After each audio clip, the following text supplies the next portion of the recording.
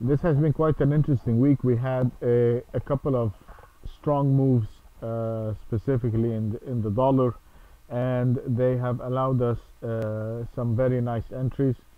If you look at the yen per se, you could see that we had a major reversal in the yen when it started trading. It started the week and it broke down, trading all the way down to the 112, only to reverse, come back around above the 112.59, and then we had about a 300 pip reversal move in the yen. So we can see that we had some nice reversal moves. The dollar, of course, had a pretty rough week this week, and we had a further decline to the downside. So looking at the dollar, the dollar started the week kind of strong, and then it reversed, trading below the 84 level, and it sold off, putting a low of the week of 82.25. This is the index, and as most of you now know, we are using the index so that it can give us a general picture of the dollar versus all the other currencies. And this is a pretty weak close, but that close is not yet a trend change. This close is not a trend change. It is still considered a correction in the dollar.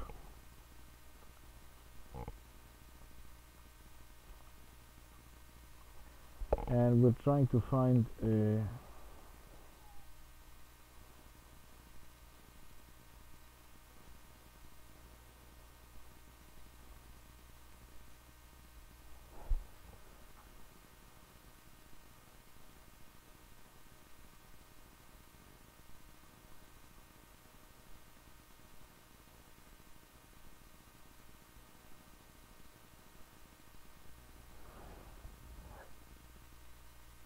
this is 81.78.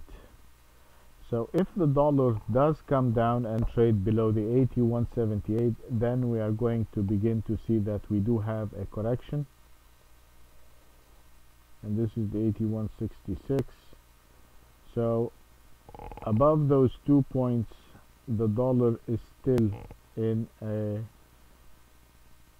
is still considered an uptrend, and we might very well test the 81.78 this week. This is a big decline. This is a major slide in the dollar, and even though we closed the week at 82.65, we should be looking for a continuation to the downside. This is a technically a close that would indicate continuation rather than indicate a reversal. So we're still looking for a further continuation of the dollar to the downside, and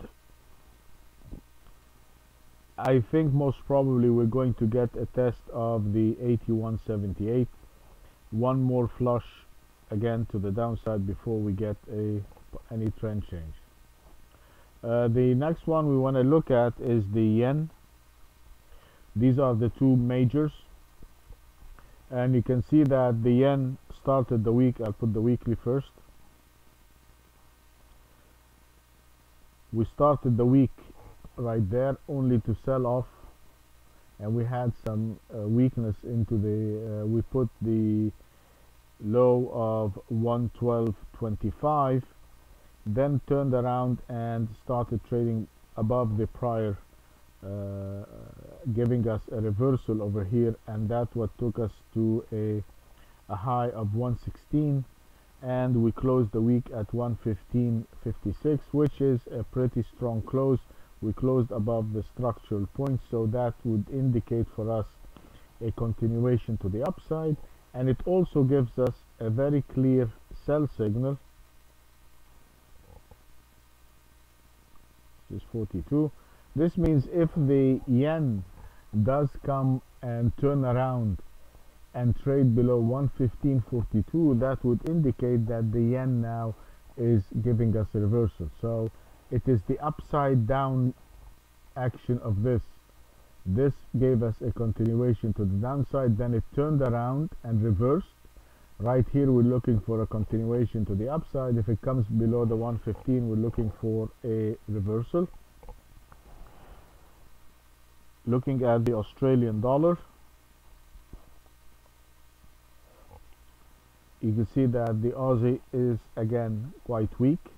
This is a failure, a big failure in the Aussie, and having this close below the 86.87 and closing around 86.30, this is a pretty weak close for the Aussie, and we should be looking for a continuation to the downside. So the Australian is quite weak.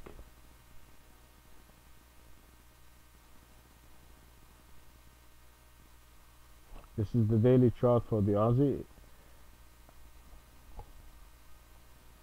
Let's see the Canadian also, because both of them are pretty much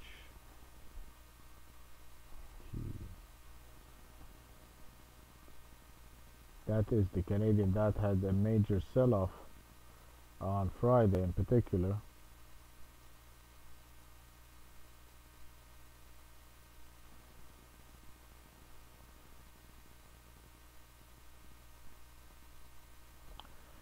Okay, looking at this weekly chart,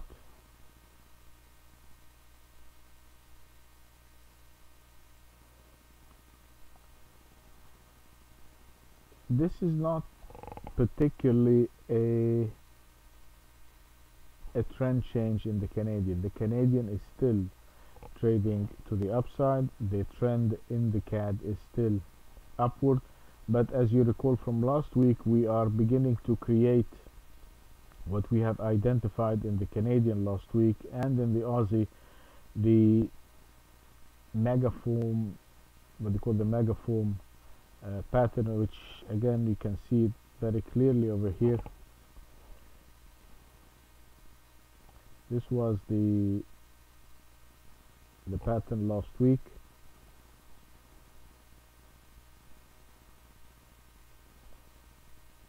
and when you see it making those higher highs and lower lows, and it's creating this kind of, that is, especially after an uptrend, is pretty much a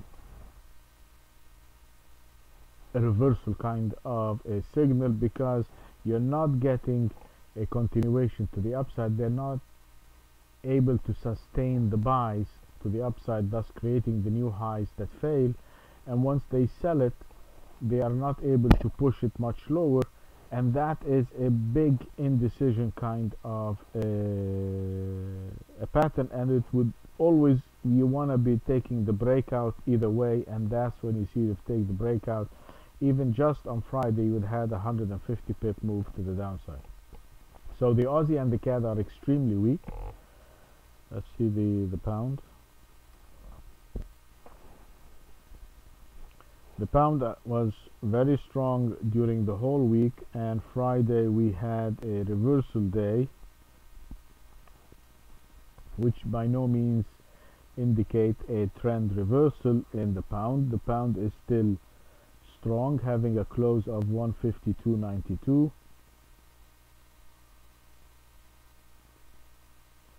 This is quite a strong close. We should be looking for a continuation.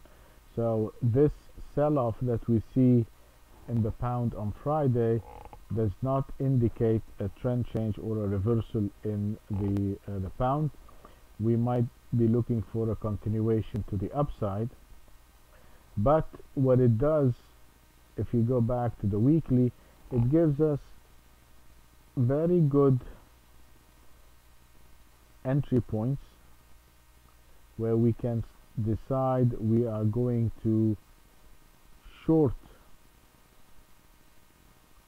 the pound if it trades below.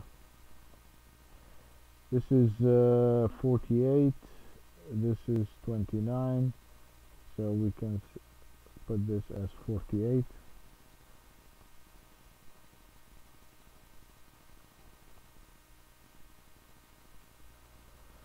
So we have closed the week at 152.93. So we have at least 50 pips away from us deciding on a sell signal.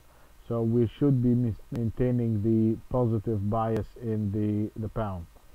So the pound is a buy, the yen is a buy, but we have in the pound and the yen close sell signal.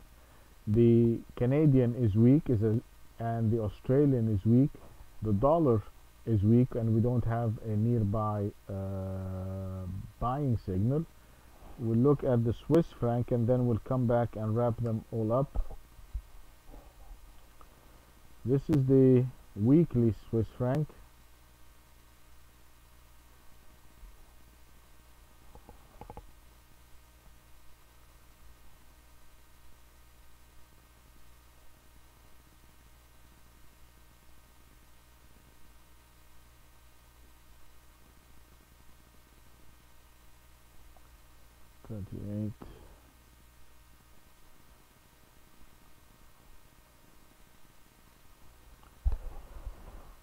Even though the close that we have here looks positive on the Swiss franc, but having it closing below the 95.38 and the close we have is 95.24, this is a sell signal in the Swiss franc.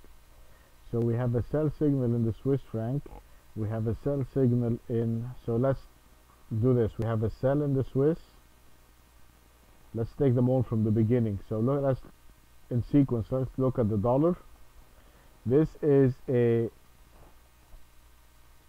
have a sell signal in the dollar. We should be looking for a continuation to the downside, and our genuine buys are pretty far away, so we're still looking for a continuation to the downside in the dollar. See the daily if we have.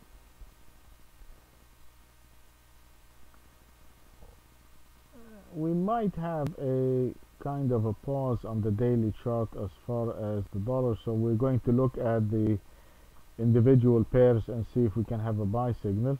But the dollar is weak. The second one in the weakness was the, let's take the we'll take them in the same order. The yen, as you can see, we have a close of 56. Our sell signal is 42. It's still a buy. We're looking for a continuation to the upside. Only if it comes below the 42 we're going to begin to look at selling the yen. The same thing with the Swiss franc. Even though this is positive, but we are already having a sell signal over here. The Canadian, we may have a sell signal on the intraday, but the major trend is still to the upside, and we will be still selling the Canadian, but the trend change, or we can say that the trend has turned down and turned negative into the Canadian only on a trade below the 93.51. So we still have 100 pips to go before we can say we have a trend change into the Canadian. So we are in a congestion in the Canadian, and we can look for a buying support kind of selling resistance kind of a pattern. This is the Australian. That is a sell signal here. So the weakest of them all is the Aussie. The Aussie is the weakest, followed by the US dollar, then the Canadian. So the first weakest currency of the three is the Australian. The second weakest is the US dollar. The third weakest is the Canadian. The yen is so far the strongest currency, yet we do have a nearby sell signal which is below 115.42, and the Swiss franc is also strong, but this close below the 95.38 and having a close of 95.24 is an indication that we already have a sell signal. You're absolutely correct, Femi. Let's look at the euro.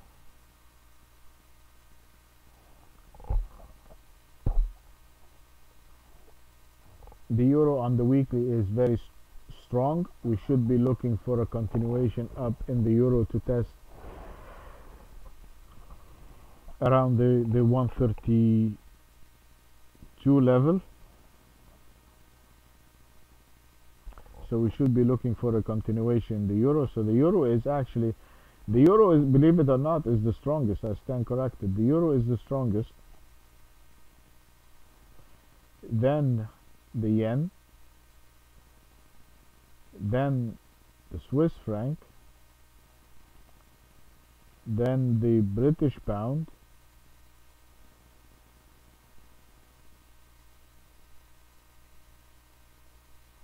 and then the weakest are the Australian dollar, followed by the US dollar, and then followed by the Canadian dollar. Okay, so with that I'm going to put the recording, stop the recording, and we're going to start doing the